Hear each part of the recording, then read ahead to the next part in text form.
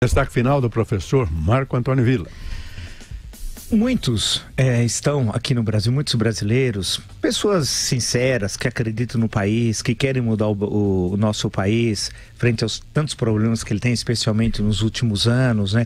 Tivemos toda a luta pelo impeachment, que era, no fim, uma luta pelo restabelecimento dos valores republicanos. O impeachment foi obtido, porém, esse ano tem se aprofundado de forma muito acentuada um discurso contra a democracia. Há uma identificação por parte de muitos brasileiros, pessoas de bem, com o do Estado Democrático de Direito, com toda essa bandidagem política que está acontecendo aí. E é uma relação equivocada, porque o Estado Democrático de Direito, as instituições democráticas, a democracia é uma coisa. Aqueles corruptos, os destruidores desses valores, é outra coisa absolutamente diferente, né? Mas nesses últimos dias isso voltou a que é o primeiro plano da cena política. Por exemplo, a decisão tomada pela primeira turma do Supremo Tribunal Federal sobre uma questão envolvendo o senador Aécio Neves do PSB em Minas Gerais é muito grave. O senador, que em maio, vale lembrar, em maio ele já tinha sido afastado da função de senador por uma decisão monocrática do ministro Edson Fachin e tal. Na época não houve muito barulho. Hoje, não, um enorme barulho, que envolve a própria crise política do governo Michel Temer. Há uma série de invocações de questões legais da Constituição, do Código de Processo Penal, há diversas interpretações.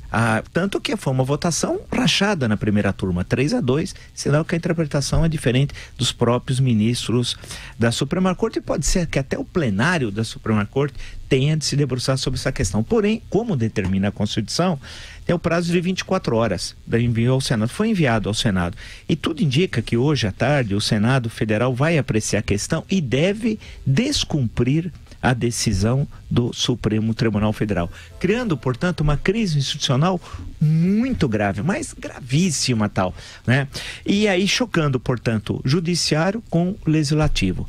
E a sucessão de fatos que vão ocorrendo nos últimos meses e semanas, como por exemplo hoje mesmo, né? Uma nova operação agora atingindo o Romero Jucá, um homem poderosíssimo, na verdade é uma espécie de super-ministro informal do governo Temer, que foi ministro inclusive do planejamento e caiu por denúncias de corrupção.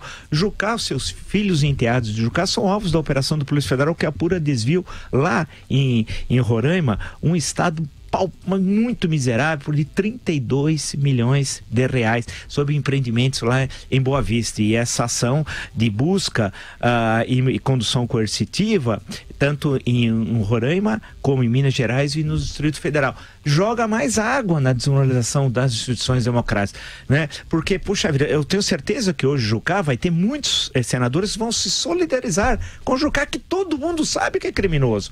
Renan Calheiros ontem fez um banzé na sessão do Senado e todo mundo sabe que ele é criminoso. O número de inquéritos tal, que os processos, o inquérito não vira ação penal e a ação penal não tem andamento, né? Então é uma situação muito complicada que nós vemos e que eu não sei onde vai terminar. O meu temor disso tudo, sincero, conhecendo um pouco da história do Brasil, é que nós alguns brasileiros, erroneamente, estão dando adeus à democracia. A nossa solução das crises, todas essas, moral, ética, econômica, política, etc., ela só vai encontrar uma boa solução no interior da democracia e não fora da democracia. Portanto, temos de remar contra aqueles que estão dando adeus à democracia, mesmo sinceramente, né, de forma sincera, porque eles estão absolutamente equivocados. Agora cabe ao Estado Democrático de Direito dar as respostas efetivas daqueles que violam as leis.